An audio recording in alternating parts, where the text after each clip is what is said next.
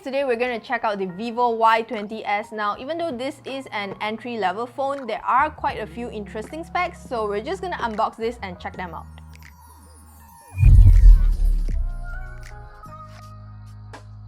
Now, the first thing you see when you open the box is this, and inside this you get a phone case, right? A transparent phone case, and you also get some manuals, which is also stuck to the SIM ejector. And here we've got the vivo Y20s. Now this is in purest blue. I'm just gonna take out this plastic. It's stuck.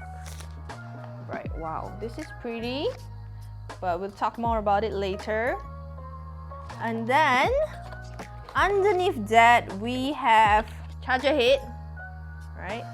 And it is an 18-watt charger head, so this phone should support 18-watt fast charging. And then we have its cable, which is surprisingly still a micro USB cable.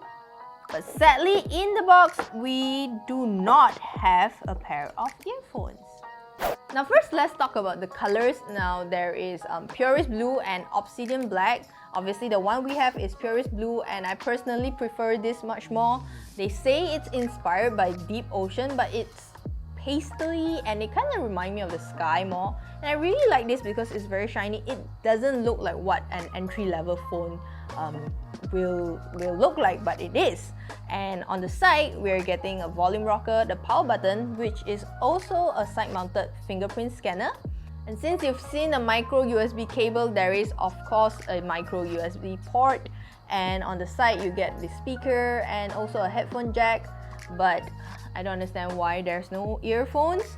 Now on the side here, you're getting a SIM card tray. And that's basically it. It is quite light. I think it's about 192 grams and it's only 8.41 millimeter thin. So it feels not bad. It has a 2.5D body and it feels comfortable to hold, and you can definitely hold it with one hand. So we're currently looking at a 6.51-inch full-view display, and it pushes HD plus resolution, but that's not surprising since it is an entry-level phone. Even so, it looks really nice. The colors are nice and the display still looks sharp. You are also getting a conventional notch right here, which houses the 8-megapixel front camera. Under the hood, this phone is powered by a Snapdragon 460 chip, so it can handle the usual tasks and maybe some light gaming.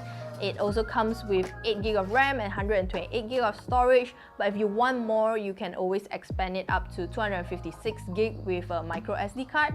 Now, I think it's pretty cool that for an entry-level phone, you're actually getting 8GB of RAM. That's like in some of the mid-range phone or even flagship phones, you know. So it also has a 5000 mAh battery that supports 18-watt fast charging. Basically, you won't have to spend super long just to charge this phone to like 100%, right? And oh, one more thing is that it has multi-turbo 3.0. So what this does is that it boosts your gaming performance, it optimizes your memory allocation, and it improves the network connectivity. As far as cameras, I've mentioned previously, it comes with an 8-megapixel selfie camera on the front, of course. And on the back, you're getting a 13-megapixel lens paired with a 2-megapixel bokeh camera and another 2-megapixel super macro lens. So I've taken some pictures, let's check them out.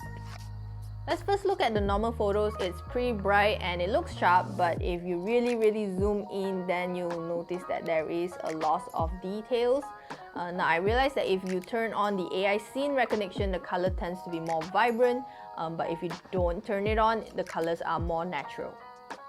Now for the super macro camera, of course, you can shoot really tiny stuff with this, and you'll notice details like dust on all these miniature figurines, toys. But it isn't the sharpest I've seen, and the color tends to be a little washed out.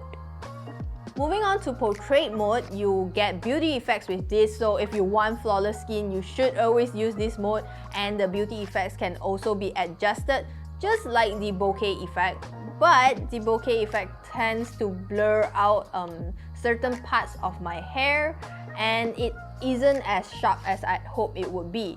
However, if we look at the bokeh selfie, the edge detection seems to be slightly better, even though it will still blur out a little bit of my hair, but the edges looks softer, and of course you're also getting beauty effect, which is something you don't get if you use the normal photo mode for your selfies.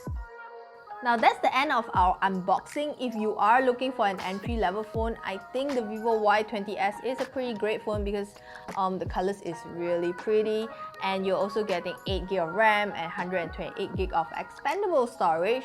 Now this phone is priced at 899 ringgit, so if you're interested in checking it out, we'll leave a link in the description box down below.